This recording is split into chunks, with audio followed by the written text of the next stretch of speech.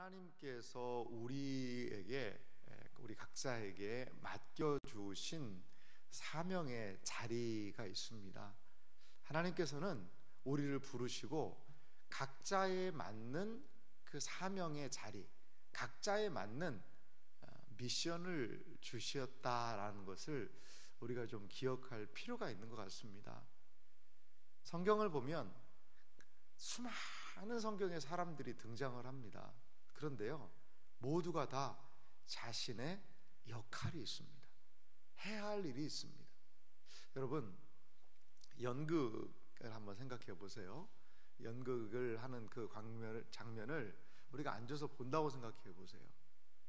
그 무대에 올라온 사람은요, 다 자기가 할 일이 있습니다. 할 일이 있어요. 그 무대 한켠에서 이 비질을 하는 사람이 있다고 생각해 보세요. 저 사람은 저기 왜 있지? 그 필요해서 거기 있는 겁니다. 그 빗자루질을 해서 이 전체 연극에서 무엇인가 의미가 있기 때문에 빗자루 들고 올라온 사람이 있거든요. 지나가는 사람이 있어요. 지나가다 넘어져요. 그 사람 왜 거기서 넘어질까? 그 연극 안에 그 사람이 넘어지는 장면이 의미가 있기 때문에 그런 거예요. 사람들은 내가 뭘 할 수 있을까라고 생각할 수 있겠지만, 하나님께서는 우리 각자의 삶에서 우리에게 맡겨주신 일들이 있다는 것을 기억할 필요가 있습니다. 오늘 우리가 레위기 6장 8절 말씀부터 읽었는데요, 성경을 좀 자세히 읽어보신 분들은 이런 의문이 드실 거예요.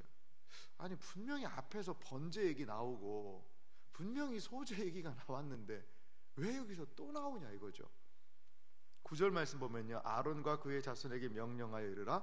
번제의 규례는, 분명히 레위기 1장에서부터 번제가 나왔고, 그리고 소제는 2장에서 나왔는데 6장 14절은 말합니다. 소제의 규례는 이러하니라. 이게 왜 또 반복이 되냐 이거죠. 여러분, 왜 반복이 될까요? 똑같은 말을 계속한 것일까요?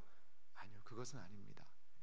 1장에서부터 5장에 6장 엄밀하게 7절이죠. 이 5대 제사에 대한 이야기를 했다면요, 이제 6장 8절 말씀부터는 5대 제사이긴 한데 추가적인 규례를 담고 있습니다. 특별히 앞쪽에 있는 내용의 중심이 일반적이고 보편적인 내용을 다루고 있고, 백성들이 어떻게 해야 되는지가 거기 많이 있어요. 백성이 끌고 와서 자기가 끌고 온 그 재물을 자기가 안수하고 자기가 도살하지 않습니까? 우리 그런 장면들을 좀 살펴봤는데요, 근데 이 뒤쪽 부분은 누가 중심이냐면 백성이 중심이 아니에요. 번제에 있어서 제사장의 역할은 무엇이냐, 소제에 있어서 특별히 제사장의 역할은 무엇이냐, 그것에 더 관심을 두고 있습니다. 한번 보실까요? 6장 9절 말씀 보면요, 아론과 그의 자손에게 명령하여 이르라. 번제의 규례는, 그러니까 이것은 백성들에게 해당되는 사항이 아니라 누구죠?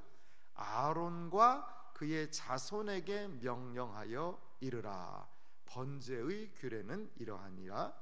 번제물은 아침까지 제단 위에서 있는 석쇠 위에 두고 제단의 불이 그 위에서 꺼지지 않게 할 것이요. 10절도 바로 이어서 말씀하죠. 제사장이 번제의 규례에서 무엇을 해야 될지를 계속해서 열거하고 있는 겁니다. 소제는 어떨까요? 14절 말씀 보실게요. 소제의 규례는 이러하니라. 14절에 소제에 대해서 이야기한 다음에요, 아론의 자손은 그것을 제단 앞 여호와 앞에 들이되. 아론의 자손이 소제의 규례에서 어떠한 모습을 보여야 할지를 이렇게 열거하고 있다는 거죠. 그리고 20절도 보시면요, 소제의 규례가 연결돼서 이렇게 표현됩니다. 아론과 그의 자손이 기름 부음을 받는 날에, 이 제사장의 위임식입니다. 뒤에 보면 등장을 하는데요, 기름 부음을 받는 날에 여호와께 드릴 예물은 이러하니라. 고운 가루 10분의 1 에바를 항상 드리는 소제물로 삼아 그 절반은 아침에 절반은 저녁에 드리되. 제사장들이 무엇을 해야 되는데, 위임식 이후에 계속해서 소제, 가루거든요. 가루. 거기에 10분의 1 에바라는 것은 10분의 1 에바는 약 한 2리터 정도. 그러니까 뭐 밀가루 한 2리터짜리 생각하시면 좋을 것 같아요. 그래서 딱 반 1리터 정도의 밀가루는 아침에 드리고, 그리고 그 반 1리터의 그 가루는 저녁에 드려라. 이 소재의 규례와 같이 합쳐서 제사장의 위임식 때 어떻게 해야 될지를 열거하고 있다는 거죠.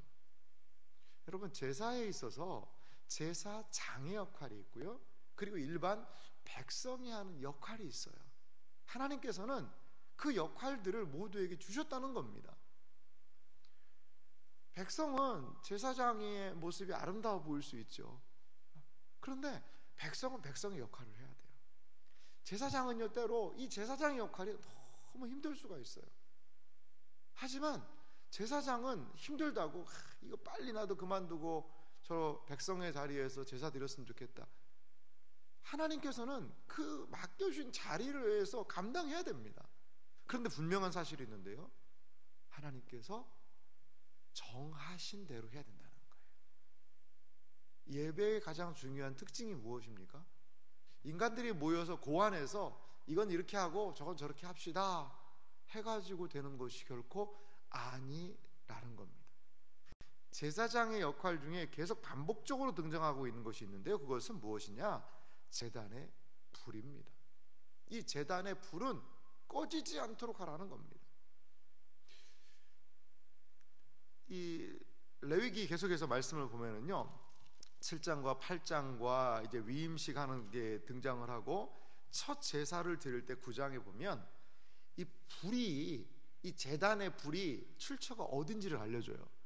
모세가 어디 아궁이에서 불씨 갖다가 이 불을 탁 켜서 한 게 아니고요, 제물을 탁 버려놓으니까 첫 제사 때 하나님께서 하늘에서 불을 주신 거예요. 제단의 불은 출처가 어디입니까? 하늘이라는 거죠. 제단의 불은 그래서요, 꺼트리면 안 돼요. 계속 타야 됩니다. 그럼 광야에서 이동할 때 어떻게 했을까요? 아마도 화로 같은 곳에 불을 담아서 이동했던 것 같아요. 그 불은요, 결코 꺼트리면 안 됩니다. 결코. 그래서 아침에 제사장이 하는 역할은 뭐냐? 이 제사를 드리거든요. 제사를 아침에 드리고 저녁에 드리는, 항상 드리는 번제다. 그래서 상번제라고 하는데요, 그것을 태워서 드렸어요. 그리고 하루의 일과가 마치죠. 그러면 저녁 때 어떻게 하느냐? 거기다가 그 제단의 제물이 끝까지 탈 수 있도록 나무라든지 여러 가지를 준비해서 아침까지 둬야 되는 거예요. 아침까지. 그럼 밤새도록 제단의 불은 꺼지지 않고 타는 거죠. 그러면 아침에 여기 보니까 일어나서 그 재를 좀, 왜냐하면 계속 무엇인가 타면 재가 남지 않습니까? 그래서 재를 처리하라는 겁니다. 이렇게 제사장은 그 제단에서의 하나님이 정하신 규례대로 일들을 감당해야 됩니다. 근데요, 아론의 아들들 나답과 아비후라는 그 아들들이요, 뒤에 보면요, 다른 불을 들이다 죽습니다. 다른 불을 들이다가 아마도 뭐 제단 불은 꺼지지 않고 있었던 것 같기도 하고요. 그런데 그 뭐 한다고 불을 다른 데서 끌어다가 불이 약해서 그랬는지 어쨌는지 거기다 더 한 거예요. 어떻게 됐습니까? 죽었습니다. 죽었어요. 제단에서, 성막에서, 성전에서 드리는 모든 예배의 절차는 인간들이 그냥 적절하게 해서 하는 것이 아니라 하늘의 신적인 기원을 두고 하나님께서 예배를 이렇게 드리라고 이야기하신 그러한 부분을 따라서 해야 된다는 겁니다. 사실 이 예배라는 것도, 지금 우리가 드리는 예배도 이 형식이요, 조금은 민주적이진 않습니다. 민주적이진 않아요. 예배 때는 질문을 불허합니다. 예배 때 갑자기 저 질문이 있습니다. 아, 그런 질문이 있으시군요. 그건 이겁니다. 아, 이건 이렇게 하면 어떨까요? 저는 이렇게 합니다. 그게 아니거든요. 예배는 어떤 측면에서 보면요, 상당히 독재적인 측면도 있는 것 같아요. 그 형식적인 측면이 말이죠, 질문을 불허합니다. 물론 거의 모든 종교에서의 의식 자체에 질문을 불허합니다. 왜 그럴까요? 그것은 신적인 독점권이 그 예배에 있기 때문에 그래요. 이 제단에서의 제사 드리는 모든 과정 절차는 하나님께서 정해놓으신 영원한 규례다라는 말씀이 많이 하고 있거든요. 하나님께서 그 모든 방식들을 고안하셔서 주셔서 따라오게 하는 그런 부분들이 있습니다. 그러면 하나님께서 이렇게 독점적으로 예배를 하신다고 그러면 우리가 할 일은 무엇이냐? 하나님께서 우리에게 그것을 통하여서 의도하신 바가 분명히 있다는 것이죠. 이 제사는요, 하나님께서 이 백성들을 찾아오시는 것이었어요. 성막의 안에, 그 법궤 안에, 그 지성소 안에 하나님이 임재해 계시고, 그리고 제단에는 불을 내려주셔서 그 제단의 불을 꺼트리지 않고 태움으로 이스라엘 백성이 누구인지를 알려주는 겁니다. 그 불이 활활 타오르면서 하나님과의 교제의 길, 나의 죄가 모두 이 불에 불살라지는 것과 같은 은혜를 경험하는 길을 하나님께서 제시해 주신 거라는 거죠. 하나님이 제시해 주신 그 길을 따라가면 거기에 무엇이 있습니까? 하나님과의 교제가 있는 것이죠. 이것이 이스라엘 백성들의 정체성이라는 거죠. 제단의 불을 꺼트리지 않고 계속 피워서 그 연기가 올라가고 그 불로 모든 죄를 불태우고 정결하게 하며 거룩하게 하며 하나님이 기뻐 받으시는 존재들이 될 수 있다는 것을 이 제단 불은 보여주고 있고, 그것을 위하여서 제사장은 존재한다는 겁니다. 신약에서 우리는 예배당 어디에도 지금 불을 피워놓지는 않습니다. 하지만 이 불의 역사가 무엇일까요? 과연 우리 신약을 살아가는 우리들에게 이 불은 어떤 의미가 있을까요? 여러 가지로 생각할 수 있을 것 같아요. 저는 이 불이 이스라엘 백성에게 하나님과의 교제, 이 불을 통하여 이스라엘 백성의 정체성이 확인되었듯이 이 신약도 마찬가지라고 봐요. 신약도 특별히 오순절 성령 강림하실 때 보면 불에 혀같이 갈라지는 것이 임했다라고 이야기하거든요. 그들은 불을 받은 겁니다. 구약에는 인간의 실수로 꺼질 수밖에 없는 그런 연약한 불이었지만 신약에 내린 오순절 성령 강림의 불은 결코 인간이 꺼트릴 수 없는 성령의 불이었다는 것을 믿으시기 바랍니다. 성령의 불이, 성령의 임재가 우리 안에 있는 것, 이것이 이 시대를 살아가는 우리 신자의 진정한 정체성이라는 것입니다. 예배는 무엇일까요? 예배 때 기대하는 것은 무엇일까요? 예수님께서는 말씀하셨잖아요. 예배 때 영과 진리로 예배할지니라. 영 안에서 무슨 영일까요?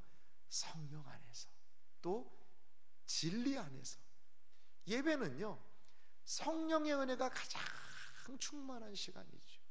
또한 예배는요, 그 하나님의 진리가 가장 충만한 시간이라는 겁니다.